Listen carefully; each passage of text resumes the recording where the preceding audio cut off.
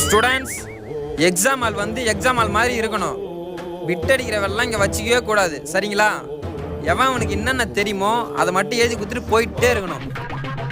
இவ்வளோதான் சார் தெரியும், எனக்கு இதுக்கு மேலே எதுவும் தெரியாது. டேய் எப்பா சாமி, கொஸ்டின் பேப்பரே உனக்கு கொடுக்கல, போய் உட்கார். என்னம்மா ரீஃபில்ல எழுதுற?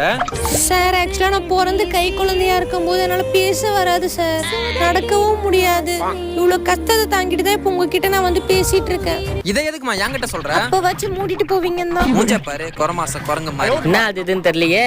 மச்சான் லவ் ஸ்டோரி எழுதுவோம். மச்சான் லவ் பண்ண பொண்ணு பயமா, அவனை விட்டு வேற ஒரு பையன் கூட போனியே, அது நியாயமா? Comment sir. ஏன்டா லேட்டு? சார் காலைல இருந்து 4 வாட்டி போயிட்டேன்.